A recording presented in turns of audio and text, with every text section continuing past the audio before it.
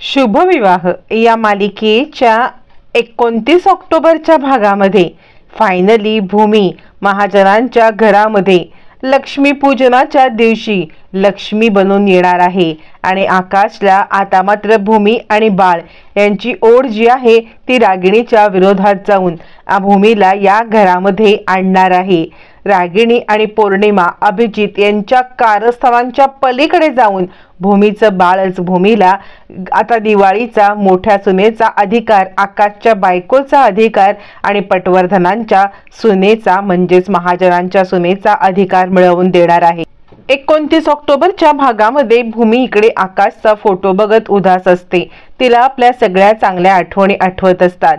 डॉक्टरांनी पहिल्यांदा ज्या वेळेला सांगितलं की भूमी आई बनणार आहे त्यावेळेचा आकाशच्या चेहऱ्यावरील आनंद सगळं भूमीला आठवत असतं आणि आता आकाशने त्यावेळेला सगळं विसरून मागितलेली माफी, टुटू सोबतचं त्यांचं लाडीक बोलणं सगळं आठवतं आणि भूमी खूप उदास असते। जी अवस्था भूमीची असते तीच अवस्था आकाशची असते। भूमीचा फोटो कवटाळत आकाश तिला आपल्या जवळ घेत असतो आणि त्याला भास होत असतो की भूमी आपल्या आजूबाजूलाच आहे। दोघही जण खूप उदास असतात आणि काय आपल्या सोबत घडलं असा विचार करत रात्र घालवतात। दुसऱ्या दिवशी सकाळी भूमी उठते आणि भूमी उठल्यानंतर आता मात्र ती भाजी साफ करत असते। त्यावेळेला माधवराव कोणाला तरी फोन लावत असतात। तोपर्यंत पौर्णिमा इकडे आता नीलांबरीला भेटायला येते। ज्या वेळेला पौर्णिमा नीलांबरीला भेटायला येते त्यावेळेला नीलांबरी म्हणते, काय ग कुठे आहेस तू? म्हणजे तुला आता किती वेळा फोन लावायचा, किती वेळा तुला आता बोलवायचं, पण तुझा काही पत्ताच नाहीये।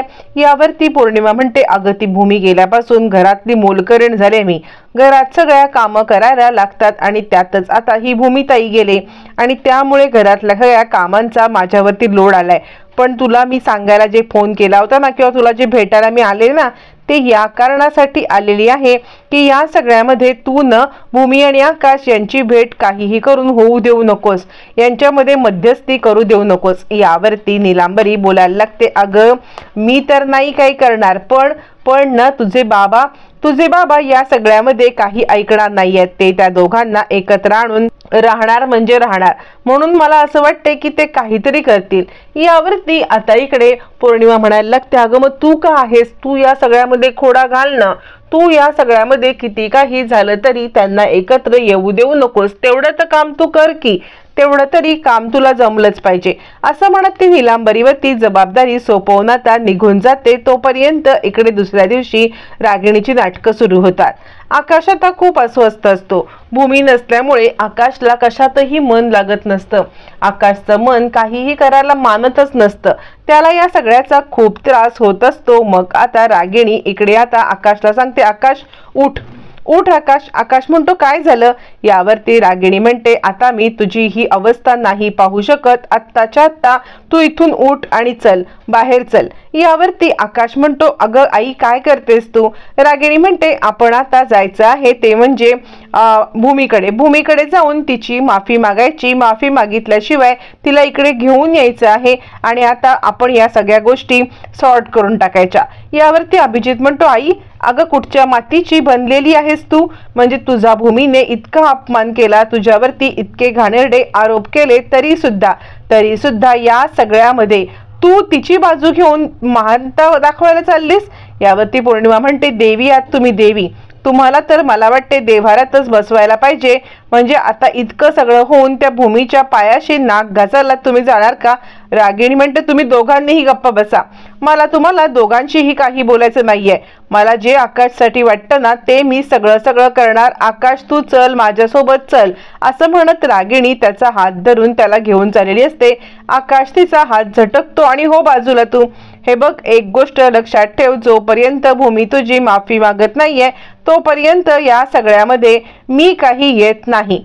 तोपर्यंत भूमीने तुझी माफी नाही मागितली तर मी तिकडे येणार नाही। असं म्हणत इकडे आता आकाश हात झटकतो आणि काहीही झालं तरी सुद्धा मी नाही येणार म्हणत तो आत निघून जातो।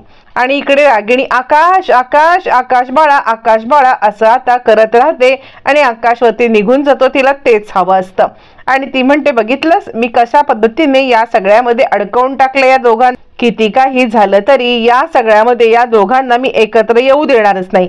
पौर्णिमा म्हणते अहो तुम्ही एकत्र येऊ देणार नाही, पण माझे बाबा बसलेत ते माझे बाबा या दोघांच्या मध्ये समेट घडवून आणण्यासाठीच प्रयत्न करतायत. यावरती रागिणी म्हणते मला वाटलंच होतं, हा म्हातारा काहीतरी कुरघोड्या करणारच. या म्हाताऱ्याचा कसा बंदोबस्त करायचं ही काही गोष्ट कळत नाहीये. काहीही करून या म्हाताऱ्याचं थोबाड बंद केलं पाहिजे असं म्हणत पौर्णिमाच्या समोर पौर्णिमाच्याच बाबांना म्हातारा कोतारा अजून काही आणि हे आणि ते बोलते. तरी निर्लज्ज पौर्णिमा हे सगळं ऐकत बसलेली असते आणि एक चकार शब्द सुद्धा त्याच्या उपर काही बोलत नसते. आता हा सगळा प्रकार चालू असतो तोपर्यंत भूमी बाहेर पडलेली असते आणि ती आता मानसीला फोन करते. मानसीला फोन करून भूमी आता सांगत असते मनू अगं मी तुला सांगू का, आज डॉक्टरांची अपॉइंटमेंट आहे. आज जर का आकाश आणि मी आम्ही दोघं जण जर का एकत्र असतो तर आकाश माझ्यासोबत नक्कीच आला असता, पण या सगळ्यामध्ये आकाश माझ्या सोबत नाही. या सगळ्याचा मला खूप त्रास होतोय.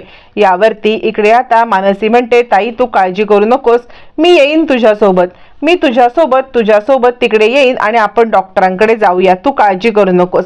इकडे तोपर्यंत आकाशला फोन येतो. आकाशला हॉस्पिटलमधून फोन येतो, आकाश तुमची आज भूमी मॅडम सोबत अपॉइंटमेंट आहे, त्यासाठी तुम्ही लवकरात लवकर या. असं म्हटल्यावरती आकाश विचार करतो खरं तर मला भूमीसोबत जायला पाहिजे, भूमीसोबत ही मोमेंट मला शेअर करायला पाहिजे, पण माझे हात दगडाखाली अडकलेत. या सगळ्यामध्ये मी भूमीच्या सोबत कसा जाऊ. भूमी एकदा जर का तू आईची माफी मागितली असतीस तर कदाचित या सगळ्यामध्ये या गोष्टी सॉर्ट आउट झाल्या असत्या, पण भूमी तू आईची माफी न मागून खूप मोठी चूक केलेस असं म्हणत आकाश आता आपल्या इगोवरती अडून बसतो.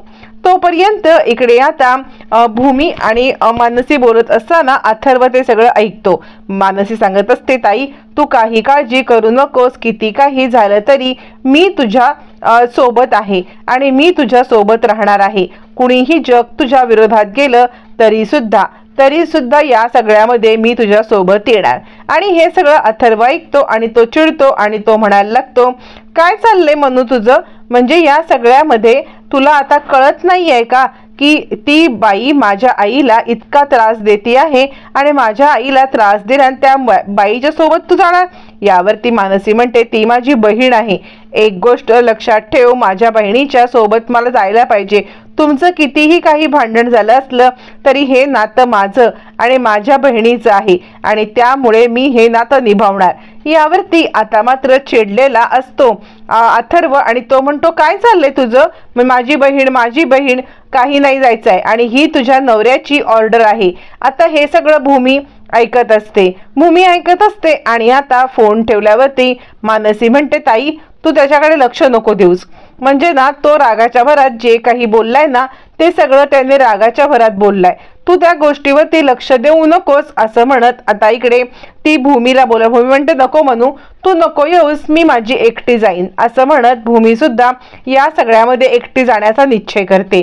इकडे आकाशला बाबांचा फोन येत असतो आणि आकाश विचार करतो कदाचित भूमीने त्यांना सांगितलं असेल की आज डॉक्टरांकडे जायचं आहे म्हणून कदाचित या सगळ्यामध्ये त्यांनी मला कॉल केला असेल.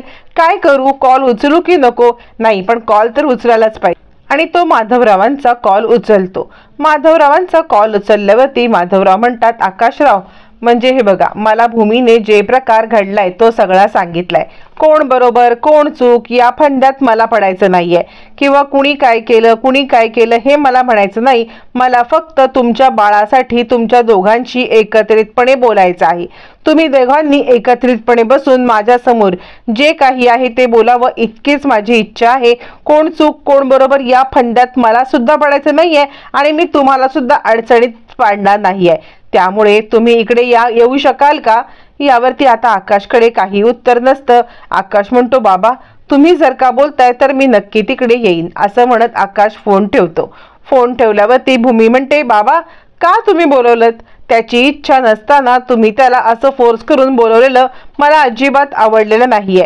म्हणजे त्याने स्वतःहून इकडे यावं अशी माझी इच्छा होती, पण तुम्ही या सगळ्यामध्ये त्याला फोर्स करून बोलवलं ही गोष्ट मला काही आवडली नाही. यावरती निरांबरी म्हणते काही नाही ग, तो इकडे येईल नाही येईल ही तर वेगळीच गोष्ट आहे, पण आल्यावरती तो इकडे काय डिमांड करेल, तुला कदाचित रागिणीची माफी मागायला लावेल आणि त्यानंतर काही अटी ठेवेल. अटी ठेवल्यानंतर मग तो ठरवेल ना काय करायचं ते. यावरती आता इकडे माधवराव म्हणतात, नीलू तू आगीमध्ये तेल ओतण्याचं काम करू नकोस. या सगळ्यामध्ये काहीही झालं ना तरी सुद्धा आकाशराव आले की मग काय प्रॉब्लेम झालाय हे मला समजेल आणि तो प्रॉब्लेम मला सॉल्व्ह करता येईल. त्यामुळे आधीच कोणतं कन्क्लुजन तू काढायला जाऊ नको.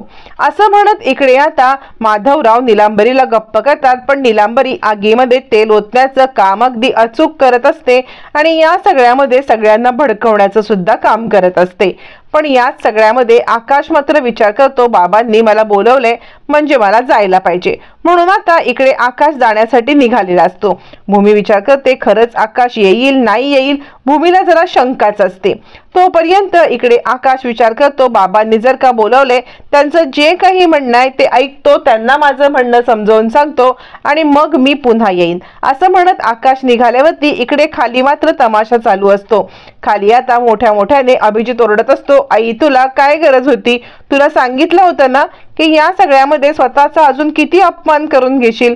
यावरती आकाश म्हणतो, काय झालं अभिजित, तू आईसोबत अशा पद्धतीत का बोलत आहेस, तू आईशी असं उद्धटपणे नाही बोलू शकत. यावरती आता इकडे अभिजित म्हणतो, नाही बोलू शकत नाही बोलू शकत, काय बोलतोयस तू आकाश, तू बघ तरी इकडे काय चाललंय ते. या सगळ्यामध्ये आईने काय केलंय हे तरी तुला माहिती आहे का. आकाश म्हणतो, काय झालंय. यावरती आता इकडे अभिजित सांगतो, या घरामध्ये झालेला अपमान तिचा पुरेसा नाही झाला तर ती अपमान करून घेण्यासाठी बाहेर गेली, कळतंय तुला. आकाश म्हणतो, अरे काय झालंय मला सांगशील तर मला कळेल ना. यावरती अभिजित म्हणतो, मी काही सांगणार नाहीये, पण ते तुझ्यासाठी ती हे सगळं करते आहे, तुला कळतंय का. असं म्हणत तो आता चिडतो आणि म्हणतो, हा व्हिडिओ बघ, मी काही फारसं बोलत नाहीये, तू हा जोपर्यंत व्हिडिओ बघत नाहीस तोपर्यंत तुला काही कळणारच नाही.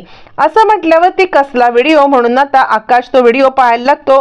रागिणी म्हणते, आकाश नको रे, अभिजित तू कशाला जरा हे सगळं दाखवतोयस, तुला काय करायचंय अभिजित, मला जे काही करायचं ते मी करेन, तू आमच्यामध्ये पडू नकोस. अभिजित म्हणतो, असं कसं, तू आई आहेस ना माझी, आई आहेस आणि या सगळ्यामध्ये मी तुला अशा पद्धतीमध्ये त्रास होऊ देणार नाहीये. ती कशीही भूमी तुझ्याशी वागेल आणि मी गप्प बसू का. यावरती आता इकडे आकाश म्हणतो, काय झालंय मला काही सांगशील की नाही. त्यावरती इकडे आता अभिजित म्हणतो, मी काही सांगणार नाही, कारण मी काही बोललं तर माझ्यावरती कुणी विश्वास ठेवणार नाही, म्हणून या सगळ्याचा मी ऑलरेडी एक व्हिडिओज बनवलाय आणि तो व्हिडिओ तू बघावा असं मला वाटते. व्हिडिओमध्ये दिसत असतं स्पष्टपणे की भूमीच्या रागिणी पाया पडत असते. पाया पडल्यावरती सुद्धा आता भूमी या सगळ्यामधून तिकडून निघून जाते आणि तिकडून निघून जात असताना आता भूमी रागिणीला इग्नोर करते. हे व्हिडिओमध्ये स्पष्टपणे दिसत असतं आणि आकाश विचार करतो, अरे बापरे हे काय आहे, म्हणजे आई आता इकडे पाया पडण्यासाठी गेली आहे, तिची माफी मागती आहे, तरी सुद्धा भूमी इतकी मस्तवालपणे आईला नकार देते. खरंच भूमीचं डोकं ठिकाणं आहे ना, म्हणजे भूमीला इतकी मस्ती आले तरी कसली, असा विचार करत आता आकाश ते पाहतो आणि खूपच चिडतो. त्यावरती रागिणी म्हणते, अरे काही नाही, तू ज्या वेळेला म्हटलास ना की तू तिकडे जाऊ नकोस, म्हणजे मी येणार नाहीये, मी येणार नाही म्हटल्यावरती मी आता तिकडे गेले होते तर त्यावेळेला मला भूमी रस्त्यातच भेटली. भूमी ज्या वेळेला मला रस्त्यात भेटली त्यावेळेला मी तिला म्हटलं की बाई ग तू घरी चल ग. त्यावरती तिने मला सांगितलं की मी येणार नाही. मग मी तिच्या पाया पण पडायला गेले, पण तरी सुद्धा पाया पडायला गेले तरी सुद्धा तिने मला या सगळ्यामध्ये धुडकावून लावलं आणि मला आता म्हणायला लागली की नाही, किती काही झालं तरी मी त्या घरामध्ये पुन्हा परत येणार नाही. असं म्हटल्यावरती आकाश म्हणतो, काय भूमीची इतकी मस्ती, म्हणजे आई खरं तर तू या सगळ्यामध्ये तिच्याशी गेलीसच का, तू हे करायला गेलीसच का. यावरती रागिणी म्हणते, आकाश अरे काय सांगू मी का गेले, कारण मला असं वाटलं की या सगळ्यामध्ये तिने तुझ्याजवळ असावं आणि तू नाही येत तर मी तरी मध्यस्थी करावी. तिच्या मी पाया पडले, बाई ग जे काही झालं ते सगळं विसरून जा, पण ती काही ऐकायला तयार नाहीये. आकाशला रागिणी म्हणते, बरं ते सगळं जाऊ दे, तू तयार होऊन कुठे चाललायस का? आता आकाश खरं तर चाललेला असतो इकडे बाबांना भेटायला, पण हे सगळा प्रकार घडल्यामुळे मग मात्र आकाश या सगळ्यामध्ये आता काही बोलतच नाही आणि तो म्हणतो नाही मी कुठेही चाललेलो नाहीये असं म्हणत आकाश तिकडून निघून जातो. आता अभिजित रागिणी या दोघांचा प्लॅन यशस्वी झालेला असतो. आकाशला माधवरावांच्या इकडे जाण्यापासून त्यांनी दोघांनी थांबवलेलं असतं आणि त्यामुळे हा प्लॅन यशस्वी होतो आणि आकाश वरती निघून गेल्यावरती दोघ जण एकमेकांकडे पाहायला लागतात आणि या भूमीला आणि या माधवरावांना काय वाटलं, आपण या सगळ्यामध्ये यांचं आता ऐकून घेऊ का किंवा यांचा प्लॅन यशस्वी होऊ देऊ का? आपण या दोघांनाही तोंडावरती आपटले आणि खरा प्रकार काय असतो हे फ्लॅशबॅक मध्ये आपल्याला दाखवलं जातं. इकडे ज्या वेळेला भूमी बाहेर पडलेली असते त्याच वेळेला रागिणी तिला गाठते आणि आता रागिणी म्हणते भूमी तुला काय वाटलं, तू आता आकाशशी पुन्हा नातं जोडू शकशील का? अजिबात नाही, तुझं आणि आकाश दोघांचंही नातं आता पूर्णपणे तुटलेलं आहे. एक गोष्ट लक्षात ठेव, या सगळ्यामध्ये किती काही झालं तरी तुम्ही आता दोघं कधी एकत्र येऊ शकत नाही. भूमी सांगते हा मूल आहे ना हे आमच्यातलं दुवा आहे. बोलता बोलता रागिणी आपला मोबाईल पाडून रागिणी आता मुद्दामच या सगळ्यामध्ये भूमीला आता तिच्या पाया पडल्याची ऍक्टिंग करते. भूमी म्हणते ह्या बाईची सावली सुद्धा माझ्या बाळावरती नको आहे असं म्हणत असताना रागिणी म्हणते सावली तर पडलेली आहे, सावली तुझ्या बाळावरती ऑलरेडी पडलेली आहे आणि त्यामुळे तू आता काहीच करू शकत नाहीस. मग रागिणी तिकडून निघून जाते, आपला फोन उचलायची ऍक्टिंग करते आणि हा सगळा व्हिडिओ इकडे अभिजित करत असतो जेणेकरून भूमीला हे कमी पडा देण्यासाठी किंवा भूमी कशी खोटारडी आहे, आईने कशी तिची माफी मागितली तरी सुद्धा ती कशा पद्धतीने आईला झिडकारून निघून गेली असं म्हणत आता मात्र इकडे हा सगळा व्हिडिओ आकाशच्या समोर आलेला असतो आणि त्याच वेळेला आकाशने निर्णय घेतलेला असतो की आपण बाबांना भेटायला जायचं नाही आणि आकाश जात नाही. आता हे सगळं इकडे भूमीला कळतं की आकाश आलेलं नाहीये, पण त्याच वेळेला आता मात्र भूमी महाजनांच्या घरामध्ये परत निघालेली आहे. इकडे आता दिवाळीचा सण आहे, वसुबारसचा दिवस आहे. त्या दिवशी रागिणी सांगते पौर्णिमा आता या घरची मोठी सून तूच आहेस, त्यामुळे या घरातला पहिल्यांदा दिवा लावण्याचा मान हा तुझा आहे.